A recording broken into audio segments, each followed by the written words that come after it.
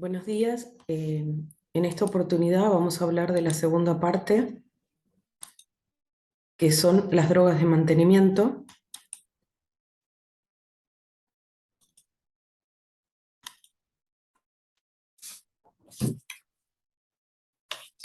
Entonces, para empezar a hablar, tenemos que hablar qué son las drogas de mantenimiento.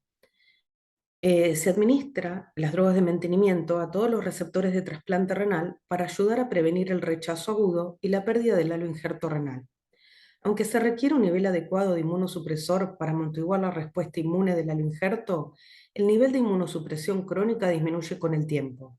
Es decir, que a medida que transcurre el tiempo, disminuye el riesgo de rechazo agudo. Entonces, se tiene que también reducir el riesgo de infección y la malignidad. Por eso, estos riesgos se relacionan directamente con el grado de inmunosupresión en general. Es por eso que a partir de que pasa el tiempo, se disminuye la inmunosupresión. No se ha establecido una terapia inmunosupresora de mantenimiento óptima en el trasplante renal, pero las principales drogas inmunosupresoras que están disponibles se pueden ver en este cuadro, que son inhibidores de calcineurin, como ciclosporina o tacrolimus, inhibidores de mTOR, como rapamicina y everolimus, antiproliferativos como micofenolato mofetil, ácido micofenólico y aciatoprina, y los corticoides que ya hablamos en el apartado de inducción. Los regímenes de mantenimiento convencionales consisten en una combinación de agentes inmunosupresores que difieren de acuerdo al mecanismo de acción. Esta estrategia lo que hace es maximizar la morbimortalidad asociada a cada clase de agentes en particular y maximiza la eficacia en general. Los regímenes inmunosupresores varían de acuerdo a que el paciente que nosotros necesitemos inmunosuprimir, de acuerdo al centro de trasplante y de acuerdo al área geográfica. Nosotros y la mayoría de los regímenes del país y de otros países también utilizan un régimen de mantenimiento que consiste en una terapia triple y generalmente se asocian un inhibidor de calcineurin, que en nuestro país y en Estados Unidos el 90% de los centros utiliza tacrolimus, un antimetabolito que utilizamos o micofenolato mofetil o micofenolato sódico y prednisona. Nuestro enfoque se basa en varios ensayos controlados, aleatorizados y metaanálisis que demuestran que con esta terapia triple existe una supervivencia del halo injerto mayor al 90% al año y tasas de rechazo agudo menor al 20%. Nosotros no utilizamos en forma rutinaria ni inhibidores de mTOR, es decir, rapamicina o everolimus, y tampoco utilizamos belatacept como parte del régimen inmunosupresor inicial. Pero sí tenemos disponibles estos fármacos como agentes alternativos en pacientes que no pueden continuar tomando un inhibidor de calcineurin debido a que desarrollan toxicidad o que tienen un nuevo cáncer después del trasplante o desarrollan una microangiopatía trombótica. Entonces, ahora lo que nosotros nos preguntamos es cuándo y cómo iniciamos la terapia de mantenimiento. En pacientes que van a recibir la terapia de inducción, como dijimos, antes de ingresar al quirófano, iniciamos la terapia de mantenimiento con micofenolato y con corticoides. Los corticoides se explicó la dosis en la terapia de inducción.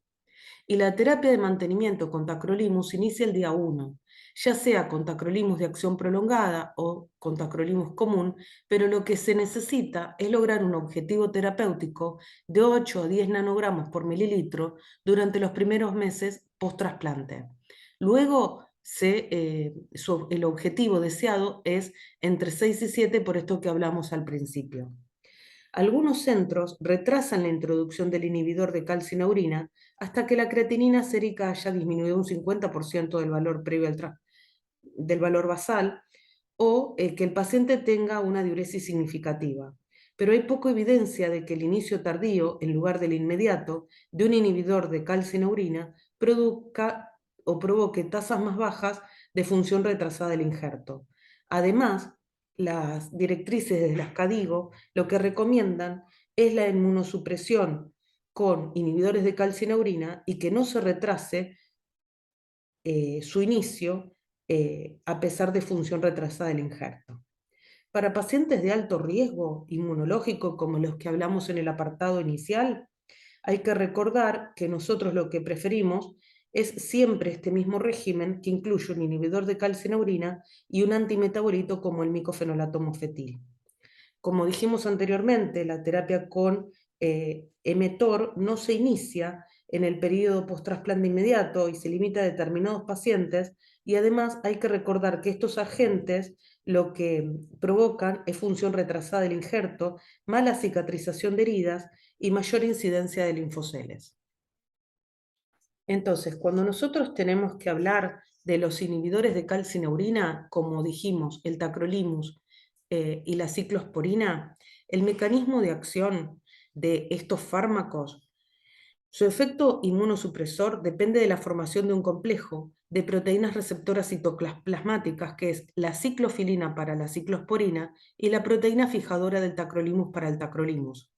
Estos complejos se unen a la calcineurina, cuya función normal es actuar como una fosfatasa que desfosforila ciertas proteínas reguladoras nucleares y facilita su paso a través de la membrana nuclear. La inhibición de la calcineurina afecta la expresión de varios genes de citoquina que promueven la activación de las células T, como la interleuquina 2, 4, el interferón gamma y el factor de necrosis tumoral alfa. La transcripción de genes como el ligando CD40 y los protoncogenes RAS y MYC también está afectada, como inhibición de la calcineurina. Por lo tanto, como vemos en este gráfico, se provoca una inhibición de los linfocitos T citotóxicos y una inhibición, como dijimos, en la producción de las linfoquinas. En cuanto a la absorción gastrointestinal que se provoca en el intestino delgado es independiente de sales biliares. Con las formas de dosificación de liberación inmediata del tacrolimus, se absorbe, como dijimos recién, en el intestino delgado, y su biodisponibilidad oral es alrededor del 25%. Pero hay que recordar, como la diapositiva muestra, es que hay una alta variabilidad intra e interpaciente. Y las concentraciones sanguíneas máximas se alcanzan entre 1 a 3 horas con el tacrolimus, la ciclosporina 2 horas y la formulación de liberación prolongada tiene una concentración máxima que ocurre después de las 2 horas. Hay que recordar que los alimentos también actúan sobre la absorción, por lo tanto hay que decirle a los pacientes que siempre ingieran las preparaciones en ayunas y siempre de la misma forma y a la misma hora. El tacrolimus tiene una alta afinidad por los elementos formes de la sangre. Se une en gran medida a proteínas, pero no se asocia significativamente con las lipoproteínas. El 95% se une a los eritrocitos. Atraviesa la placenta y la leche materna. Por lo tanto, cuando uno tiene un paciente que tuvo un bebé, una mujer, que tomó tacrolimus durante todo el embarazo, lo que se le debe aconsejar es que no amamante al bebé por este paso del tacrolimus por la leche materna.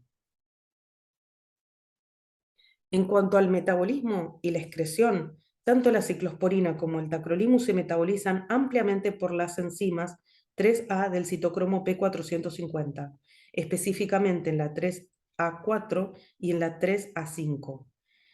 Debido a que ambos inhibidores de calcineurina se excretan en la bilis con una excreción renal mínima, no es necesario modificar la dosis en presencia de insuficiencia renal. Los receptores de trasplante pediátricos o afroamericanos pueden requerir una dosis relativamente mayor o intervalos de dosis más cortos, y los pacientes que sean de mayor edad o que tengan enfermedad hepática puedan disminuir la necesidad de la dosificación. En cuanto hablamos de los factores que afectan la biodisponibilidad, tenemos interacciones por competencia, inducción e inhibición. Por lo tanto, la medición de los inhibidores de calcineurina, tanto ciclosporina como tacrolimus, es una parte intrínseca del manejo de los pacientes trasplantados. Y hay que recordar, como dijimos anteriormente, que existe una variabilidad inter e intrapaciente. Y hay que recordar también que existe una relación entre los niveles del fármaco y los episodios de rechazo y toxicidad. Entonces, ¿por qué monitoreamos? Como dijimos, Existe una farmacocinética variable intra e interpaciente, con un estrecho margen terapéutico. ¿Para qué? Para tener niveles adecuados, con baja variabilidad en el tiempo, que como dijimos se correlacionan con la sobrevida en infarto. ¿Cuándo monitoreamos? Al inicio del tratamiento, cuando cambiamos las dosis, cuando existen factores fisiopatológicos que nos pueden alterar las concentraciones, cuando existen interacciones farmacológicas, cuando sospechamos toxicidad, cuando hay una falta de respuesta o cuando sospechamos incumplimiento de la terapéutica. También lo que tenemos que hablar es que existen interacciones farmacológicas que están bien establecidas. Cualquier fármaco que afecte la actividad de la P450, tanto en el tracto gastrointestinal como en el hígado, o que interactúen con el fármaco, se deben considerar que tienen una interacción potencial de los inhibidores de calcineurina. Los fármacos antituberculostáticos, como la rifampicina, reducen notablemente los niveles de tacrolimus y de ciclosporina, a tal punto que recomiendan que la rifampicina debe evitarse en la medida de lo posible. Los anticonvulsivos, como los barbitúricos, también reducen notablemente los niveles de ciclosporina y tacrolimus, y es a veces necesario aumentar la dosis al doble para lograr el mismo efecto terapéutico en pacientes que reciben fenitoína. En cuanto a los fármacos que aumentan los inhibidores de la calcineurina, nosotros tenemos los bloqueantes de los canales de calcio. El verapamil o el diltiazem, la amlodipina, aumentan significativamente el nivel del inhibidor de la calcineurina, a tal punto que cuando se empezaron a utilizar los inhibidores de calcineurina, es decir, el tacrolimus, se asociaba el diltiazem en forma rutinaria para disminuir la cantidad de droga que uno necesitaba. Los agentes antifúngicos como el ketoconazol, el fluconazol, el itraconazol, el voriconazol elevan notablemente los niveles de los inhibidores de calcineurina y se necesita una reducción del 80% de los fármacos del tacrolimus y la ciclosporina para lograr una misma concentración terapéutica. Hay que tener en cuenta que hay fármacos que pueden exagerar la nefrotoxicidad del inhibidor de la calcineurina. Por lo tanto, cualquier fármaco se debe utilizar con precaución y tener cuidado con esta medicación. La anfotericina y los aminoglucósidos aumentan la insuficiencia renal. Los AINES se deben evitar, pero si uno no le queda otra que utilizarlos, siempre por muy pocos periodos y con supervisión. Y los inhibidores de la calcineurina pueden potenciar la disfunción renal hemodinámica que se observa con los inhibidores de la enzima convertidora de angiotensina y con los antagonistas de los receptores de angiotensina. Cuando hablamos de los efectos adversos, tanto de ciclosporina como de tacrolimus, tenemos que ver la toxicidad renal. La nefrotoxicidad de los inhibidores de calcineurina se produce por una vasoconstricción renal reversible, que está relacionada con la dosis y afecta particularmente a la arteriola aferente. La función tubular está intacta y el sistema nervioso simpático también se activa.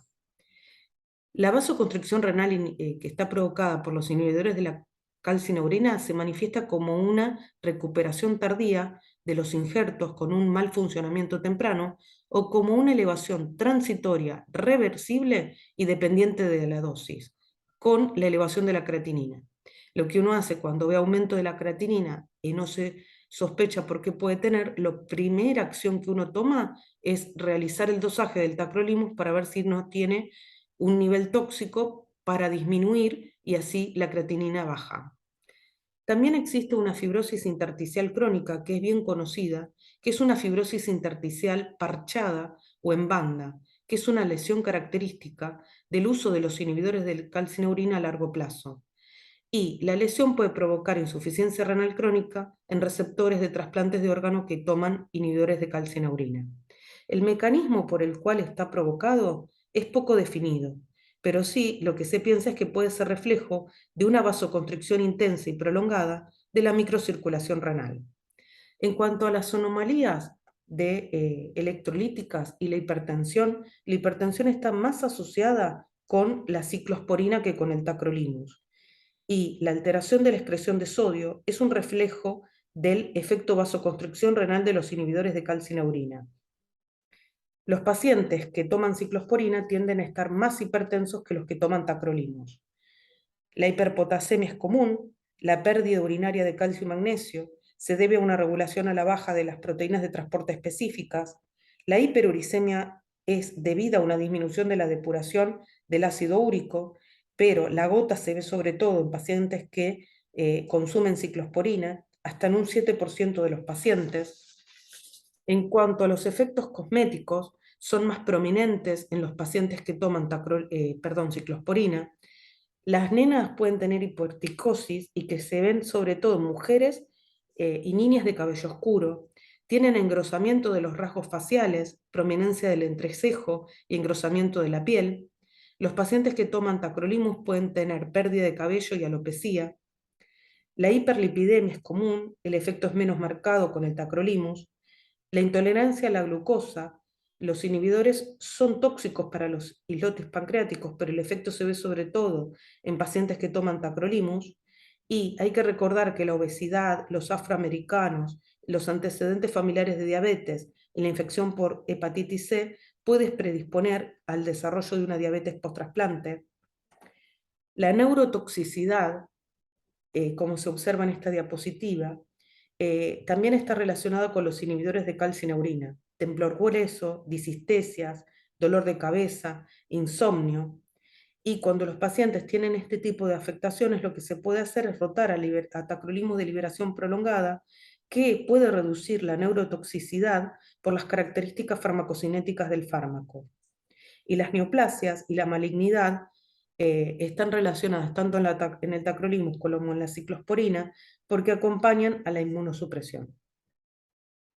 Estas son unas fotos, la primera de la hiperplasia gingival relacionada con ciclosporina es de uno de nuestros pacientes, y la hipertricosis, como les mostré, que también está más asociada con la ciclosporina en mujeres de cabello oscuro. Bueno, muchísimas gracias. En otra presentación vamos a hablar de los inhibidores de la síntesis de las purinas. Muchas gracias.